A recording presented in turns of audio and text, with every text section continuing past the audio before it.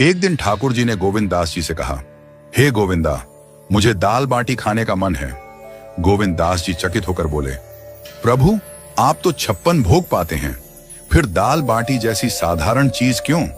ठाकुर जी ने हंसते हुए कहा, आज मैं 56 भोग नहीं बल्कि तेरे हाथों बनी दाल बाटी खाना चाहता हूं, पर मंदिर की रसोई में नहीं, मैं तेरी कुटिया में आऊंगा, वहां तू इसे उपलों पर बना। गोविंद दास जी ने ठाकुर जी की आज्ञा स्वीकार की और चुपचाप तैयारी करने लगे। उन्होंने इस बात को मंदिर के अन्य सेवकों से छिपा कर रखा, क्योंकि ऐसा मानना था कि ठाकुर जी मंदिर के बाहर नहीं जाते। गोविंद दास जी ने गिरिराज जी की तलहटी में अपनी कुटिया के पास उपलों पर बाटी सेंकी और दाल बनाई। उसी समय ठाकुर जी ने एक और लीला रची। गिरिराज पर्वत की तलहटी में एक भक्त प्रतिदिन झाड़ू लगाता था। वह गरीब था और मंदिर में प्रवेश वर्जित था। वह केवल दर्शनार्थियों से पूछता कि ठाकुर जी आज किस पोशाक में हैं, और अपनी कल्पना में उनका स्वरूप देखता। वह ठाकुर जी से प्रार्थना करता, हे नाथ, मुझे दर्शन दीजिए। इस जन्म में तो मैं आपके योग्य नहीं, पर अगले जन्म में कृपा करके मुझे चींटी बना दीजिए ताकि आपके चरणों में आ सकूं। उसकी इस प्रार्थना ने ठाकुर जी को रिझा दिया। ठाकुर जी मंदिर से बाहर आए और झाड़ू लगाने वाले के पास पहुंचे। उन्होंने उसे पुकारा, अरे भाई, मेरे पैर में कांटा लग गया है, जल्दी आकर इसे निकालो।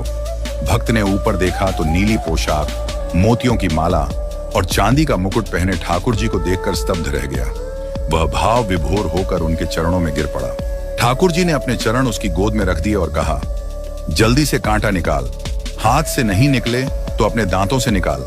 भक्त ने कांटा निकालते हुए ठाकुर जी के चरणों का स्पर्श किया और प्रेमाश्रु बहाए। इस अद्भुत कृपा से उसका हृदय आनंदित हो गया। इसके बाद ठाकुर जी ने कहा, अब तू मुझे गोविंद दास की कुटिया तक ले चल। भक्त ने ठाकुर जी को अपने कंधे पर बैठाया और कुटिया तक पहुंचा। वहां पहुंचकर ठाकुर जी ने उसे वृक्ष के नीचे रुकने को कहा और स्वयं गोविंद दास की कुटिया में पहुंचे। गोविंद दास जी ठाकुर जी को देखकर आनंदित हो गए। ठाकुर जी बोले, गोविंदा, जल्दी खाना परोस, मुझे बहुत भूख लगी है। गोविंद दास ने सुंदर पत्तल में बाटी, दाल, चूरमा और चटनी परोसी। ठाकुर जी खाने लगे, लेकिन बीच बीच में बाटियां अपनी पीतांबर में छिपाने लगे। जब गोविंद दास ने यह देखा तो बोले, प्रभु, आप मंदिर में 56 भोग पाते हैं और यहाँ बाटियां छिपा रहे हैं, ये सब किसके लिए है? ठाकुर जी ने मुस्कुराते हुए कहा, ये बाटियां उस भक्त के लिए हैं जिसने मेरा कांटा निकाला था। वह मेरा सखा है और मैं उसे यह प्रसाद दूंगा। गोविंद दास जी ने ठाकुर जी से कहा, प्रभु, आपने नियम तोड़कर एक साधारण भक्त को छूने दिया, अब आपको आचमन करना होगा। ठाकुर जी ने जल लिया और आचमन करने लगे। तभी गोविंद दास जी